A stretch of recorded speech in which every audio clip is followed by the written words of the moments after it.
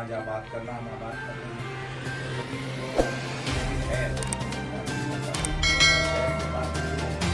नीमच जिले में medical college के लिए रास्ता साफ हो गया। सारे विवादों को विराम देते हुए सांसद सुधीर गुप्ता और विधायक दिलीप सिंह परिहार ने मेडिकल कॉलेज के लिए कनावटी और नीमच के बीच खाली पड़ी जमीन को स्वीकृति दे दी और 2 दिन से प्रशासन इस जमीन की नप्ती में लगा हुआ था।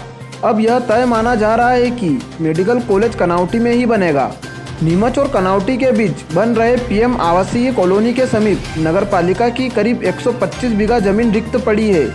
इसी जमीन पर 20 एकड़ में मेडिकल कॉलेज बनेगा। इसकी घोषणा सांसद सुधीर गुप्ता और नीमच विधायक दिलीप सिंह परिहार ने डाक बंगले पर हुई बैठक में की। सांसद और नीमच विधायक ने कहा कि मेडिकल कॉलेज के लिए हम लंबे समय से जमीन खोज रहे थे। जमीन नीमच के जिला अस्पताल के पास चाहिए थी, जिसकी दूरी 3 किलोमीटर से कम। यह खोज कनावटी के पास आकर खत्म हुई। अब यहाँ 325 करोड़ की लागत से मेडिकल कॉलेज बनेगा। जमीन मिली है जिसमें 20 एकड़ जमीन पर मेडिकल कॉलेज बनकर तैयार होगा। नहीं, शहर के अधिकांश निवासियों का सजेशंस था कि ये मेडिकल कॉलेज डिस्ट्रिक्ट हॉस्पिटल से लिंक कॉलेज है। भारत सरकार ने मेडिकल कॉलेजों को लेकर समय समय पर अपनी योजनाओं को लेकर गाइडलाइनें जारी की है और ये जो गाइडलाइन थी इसमें इस डिस्ट्रिक्ट हॉस्पिटल को लिंक किया। ये पहली बार देश में नया प्रयोग था और बजटीय इसका स्ट्रक्चर भी बड़ा था। 325 करोड़ रुपए लिंक मेडिकल कॉलेज हॉस्पिटल के अलावा था।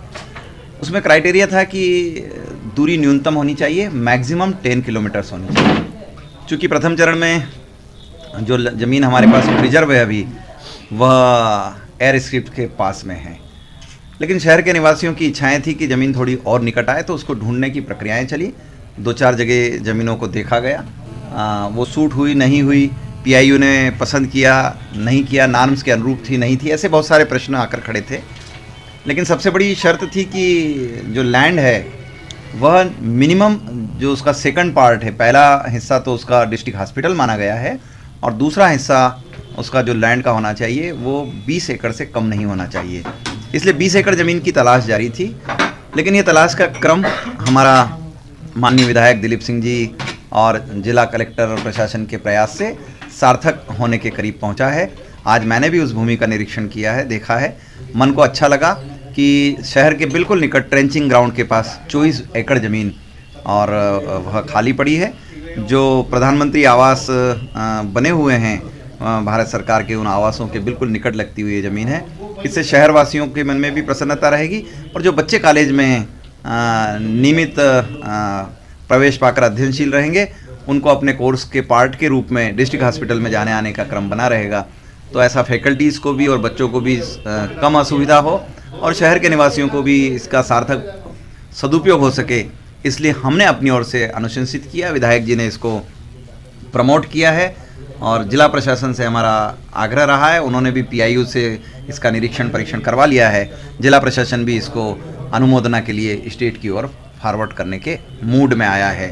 तो मैंने भी ये बात जनता से इसीलिए करना चाहिए कि चयन के क्रम में अगर जन सामान्य के मन में ये ज़मीन अच्छी उपयुक्त लगती है तो हम इसको ताकत से आगे बढ़ाने की प्रक्रिया में हिस्सेदार बनेंगे। भूमि पूजन को लेकर कब तक उम्मीद की जाए? नहीं, देखिए, पहले एक बार प्रक्रिया हो जाए, इसका डीपीआर हो जाए, उसके बाद भूमि पूजन की तारीखें तय कराने के लिए विधायक जी हमारे माननीय मुख्यमंत्री जी से चर्चा करेंगे और चर्चा के अनुरूप जो तारीख मिलती है उस पर हम मंदसौर और नीमच दोनों मेडिकल कॉलेजों को साथ साथ आगे बढ़ाने के लिए कदम मिलाएंगे।